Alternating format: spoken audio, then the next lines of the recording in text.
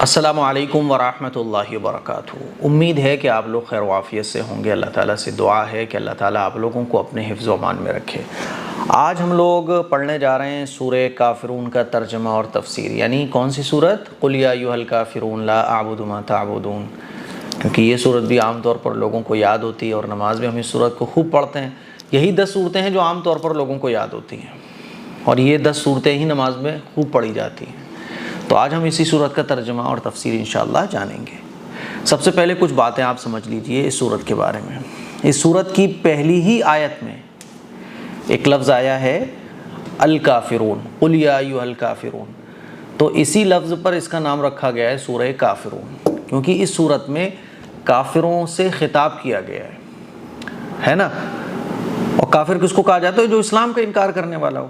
آج کل ہمارے معاشرے میں جو ہے نا کچھ غیر مسلم جو ہے نا وہ بھڑک جاتے ہیں کہ یار ہمیں کافر کہا جا رہا ہے۔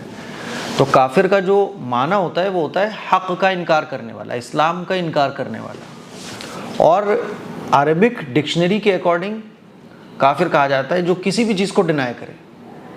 تو اس میں ایسی کوئی وہ بات نہیں ہے کہ اس میں بھڑکا جائے۔ اب دیکھیے رسول اللہ صلی اللہ علیہ وسلم کے زمانے میں قرآن مجید نازل ہوا اور کافرون کا لفظ کتنی جگہ آیا، لیکن مکہ کے جو مشرکین تھے، مکہ کے جو کافر لوگ تھے، وہ بھڑکتے نہیں تھے کہ ہمیں کافر کہا جا رہا ہے۔ تو خواہ کے ایشوز آج کل ابھر کے سامنے آتے ہیں۔ تو کافر کا معنی ہوتا ہے انکار کرنے والا، ٹھیک ہے۔ مان لیجیے مجھے عربی میں بولنا ہے یار اس نے میری بات کو جھٹلا دیا، اس نے میری بات کا انکار کر دیا، تو میں کہوں گا ہوا کفرا، اس نے میری بات کا انکار کر دیا۔ تو کافر کہا جاتا ہے انکار کرنے والے کو، اور اسلام میں کافر کہا جاتا ہے جو اسلام کا انکار کرے، اس کو کافر کہا جائے گا، ٹھیک ہے۔ تو اس سورت کا نام کافرون ہے۔ رسول اللہ صلی اللہ علیہ وسلم نے اس سورت کو چوتھائی قرآن قرار دیا ہے، اتنی فضیلت ہے اس سورت کی۔ اور حضرت زید ابن حارثہ رضی اللہ تعالیٰ عنہ کے بھائی جبیر ابن حارثہ رضی اللہ تعالیٰ عنہ سے روایت ہے کہ آپ صلی اللہ علیہ وسلم نے ارشاد فرمایا کہ سوتے وقت جب بستر پر لیٹ جاؤ تو اس پوری سورت کو پڑھ جاؤ، یعنی جب لیٹو بستر پر تو اس پوری سورت کو پڑھ لو ایک مرتبہ۔ اس سے کیا ہوگا؟ کیونکہ یہ سورت جو ہے یہ شرک سے بیزاری کا اظہار ہے۔ فَإِنَّهَا بَرَاءَةٌ مِّنَ الشِّرْكِ، کیونکہ یہ سورت پڑھنا شرک سے بیزاری کا اظہار ہے۔ اب خدا نخواستہ رات میں موت آ گئی تو انشاءاللہ کفر اور شرک سے محفوظ موت آئے گی، ایمان پر موت آئے گی۔ اور آپ صلی اللہ علیہ وسلم نے طواف کی 2 رکعتوں میں اس سورت کا اور قل هو اللہ احد کا پڑھنا بھی ثابت ہے حضور سے، ٹھیک ہے۔ اور ایک روایت میں فجر کی سنت میں آپ صلی اللہ علیہ وسلم ان دونوں صورتوں کی قرات بھی فرماتے تھے، ٹھیک ہے۔ تو یہ سورت کی کچھ فضیلت ہے۔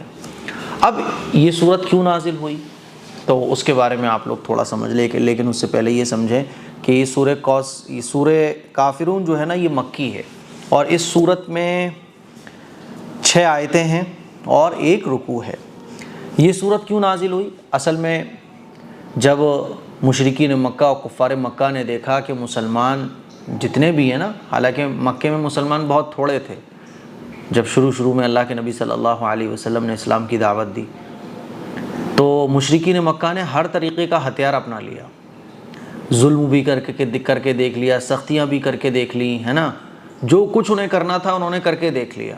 اور وہ یہ سمجھ گئے کہ اسلام کا نشہ جو ہے نا وہ ایسا نشہ ہے کہ یہ جو بھی مسلمان ہوا ہے جان تو جا سکتی ہے لیکن یہ اسلام کو چھوڑنے والے نہیں ہیں۔ حضرت بلال حبشی رضی اللہ تعالیٰ عنہ پر کیسے ظلم و ستم کے پہاڑ توڑے جاتے تھے، گرمی میں ہے نا ان پر پتھر رکھ دیا جاتا تھا، بڑے بڑے ظلم و ستم مسلمانوں پر ڈھائے گئے۔ جب انہوں نے دیکھ لیا مشرکین مکہ نے کہ یہ لوگ ٹس سے مس ہونے والے نہیں ہیں، اب یہ اسلام کو چھوڑنے والے نہیں ہیں، تو انہوں نے جو ہے نا ایک پیشکش کی۔ جتنے بھی مکہ کے سردار تھے، مشرکین مکہ کے جتنے بھی سردار تھے، انہوں نے ایک پلان بنایا، اور اس پلان کے تحت یہ حضور علیہ الصلوۃ والسلام کی خدمت میں آئے اور انہوں نے وہ پلان حضور کے سامنے رکھا۔ وہ پلان کیا تھا؟ وہ پلان یہ تھا کہ دیکھو محمد صلی اللہ علیہ وسلم ایسا کرتے ہیں انتشار بھی نہ پھیلے، لڑائی جھگڑے بھی نہ ہوں، پرابلمس بھی کریٹ نہ ہوں، تو ایسا کرتے ہیں کہ آپ ہمارے معبودوں کی عبادت کر لیا کرو، ہم آپ کے معبودوں کی عبادت کر لیا کریں گے۔ تو اگر مان لیجیے آپ صحیح ہوئے تو ہم 1 سال آپ کے معبودوں کی عبادت کریں گے، آپ اگر ٹھیک ہوں گے تو کچھ خیر کا حصہ ہمیں بھی مل جائے گا، اور 1 سال آپ ہمارے معبودوں کی عبادت کر لیا کرو، تو اگر ہم ٹھیک ہوئے تو خیر کا حصہ آپ کو بھی مل جائے گا، اس میں کیا ہوگا، لڑائی جھگڑے بھی نہیں ہوں گے۔ تو یہ ان کی پیشکش تھی۔ یا 1 سال نہیں تو ایسا کر لو، ہم آپ کی عبادت کر لیں کبھی کبھی آپ ہماری عبادت کر لو۔ تو یہ انہوں نے پیشکش حضور علیہ الصلوۃ والسلام کے سامنے رکھی کہ بھئی اس میں کیا ہوگا کہ آپس میں لڑائیاں بھی نہیں ہوں گی، اور اگر آپ ٹھیک ہو گئے تو آپ کی بھی ہم عبادت، آپ کے خدا کی بھی ہم عبادت کر رہے ہیں، تو اس میں ہمیں بھی خیر ملے گی، اور اگر ہم ٹھیک ہوئے تو ہمارے بتوں کی پوجا کرنے سے آپ کو بھی خیر حاصل ہو جائے گی۔ تو یہ ان کی پیشکش تھی۔ تو اسی پیشکش پر اللہ تبارک و تعالیٰ نے سورہ کافرون کو نازل فرمایا اور کھلے طور پہ کہہ دیا کہ اے محمد صلی اللہ علیہ وسلم آپ کہہ دیجئے کہ تم جن چیزوں کی عبادت کرتے ہو کرو، میں تو اپنے اللہ کی عبادت کرتا ہوں، میں ان چیزوں کی عبادت نہیں کر سکتا جن کی تم عبادت کرتے ہو، میرے لیے میرا دین ہے، تمہارے لیے تمہارا دین ہے۔ اور یہی اللہ تعالیٰ نے دنیا کو یہ پیغام دیا کہ دیکھو اسلام زبردستی عمل کرانے کا نام نہیں ہے، بلکہ دل کی خوشی سے قبول کرنا ہے تو پورا کا پورا اسلام قبول کرو۔ ہاں دوسرے دھرم کے جو لوگ ہیں ان کو عمل کرنے دو۔ اسی لیے رسول اللہ صلی اللہ علیہ وسلم جب مدینہ میں تشریف لائے تو حضور علیہ الصلوۃ والسلام نے مدینہ کے یہودیوں کو، عیسائیوں کو کبھی منع نہیں کیا، بلکہ وہ اپنے دھارمک چیزوں کو بالکل آزادی کے ساتھ کیا کرتے تھے۔ اور یہی اسلام کا قانون بھی ہے کہ جہاں بھی مسلمان ہوں وہاں جو جس دھرم پر عمل کرتا ہو ان کو ان کے دھرم پر عمل کرنے دیا جائے۔ اور یہ رسول اللہ صلی اللہ علیہ وسلم نے آزادی دنیا کے انسانوں کو دلائی۔ بات سمجھ آ رہی ہے؟ اب آئیے ترجمہ کرتے ہیں۔ اعوذ باللہ من الشیطان الرجیم، بسم اللہ الرحمن الرحیم۔ قل یا ایھا الکافرون، آپ فرما دیجئے کہ اے کافروں، اے اسلام کا انکار کرنے والوں، لا اعبد ما تعبدون، میں ان چیزوں کی عبادت نہیں کرتا ہوں جن کی تم عبادت کرتے ہو، ولا انتم عابدون ما اعبد، اور تم اس کی عبادت نہیں کرنے والے ہو جس کی میں عبادت کرتا ہوں، ولا انا عابد ما عبدتم، اور نہ فی الحال اور نہ میں عبادت کرنے والا ہوں ان چیزوں کی جن کی تم عبادت کرتے ہو، ولا انتم عابدون ما اعبد، اور نہ تم اس کی عبادت کرنے والے ہو جس کی میں عبادت کرتا ہوں، لکم دینکم ولی دین، تمہارے لیے تمہارا دین اور میرے لیے میرا دین۔ تو آج کل جو یہ چلتا ہے نا کہ کبھی اس رنگ میں کبھی اس رنگ میں، ایسا نہیں ہے بھائی۔ ہاں ان کو ان کے دھرم پر عمل کرنے دو، تم اپنے دھرم پر عمل کرو۔ جیسے ایک ہی چیز کالی اور سفید نہیں ہو سکتی، ایک ہی وقت میں اندھیرا اور روشنی نہیں ہو سکتی، اسی طرح ایک ہی دل میں حق اور باطل جمع نہیں ہو سکتا، کفر اور شرک جمع نہیں ہو سکتا۔ ٹھیک ہے، اب آئیے ورڈ بائی ورڈ ترجمہ کرتے ہیں۔